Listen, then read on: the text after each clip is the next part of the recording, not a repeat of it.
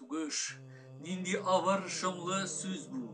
Сабантуйда керәш барган мәйданнардан сугыш җиле әтиләрне йолкып алган. Сөлгеләре яшел чирәм өстәрендә яраланган акыш кебек ятып калган.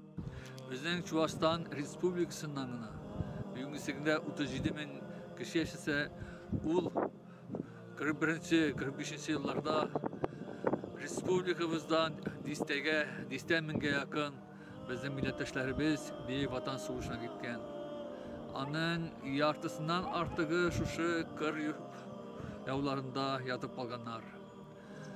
Калган халык бөтенесе, бөтен кешен дәртен биргән тылдагы хезмәткә.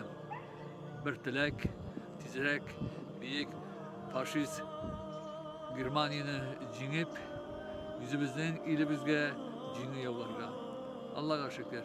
75 ел элек безнең милләттәшләребез бөтен Россиянең ил халкы белән шу бөтен дөнья алдында үзен җиңүче итеп күрсәткән.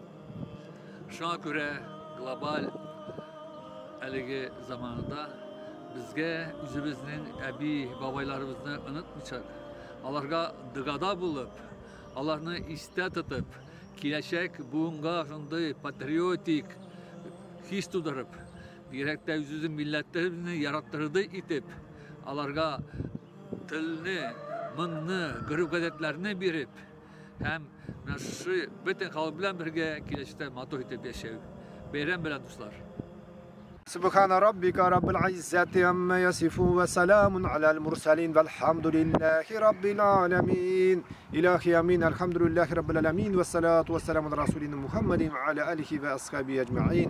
Ya Rabbim Allah müşbukan Kur'an ayetlerinin hasıbıkan acır sahiplerin aralarımızdan kitip vargan Büyük Vatan Savaşı'nda katnaşıp şahit bulup kalgan aralarımızda gitken avuldaşlarımızın da ruhlarına ciddi ruhlarını şatlandırsan idi ya Rabbim. Onların dünyalıkta kılgan günahlarını yalıkap, işlegenlerini arttırıp, baraturan cennet bulup bizlerden behil razı bulup yatsalar idi.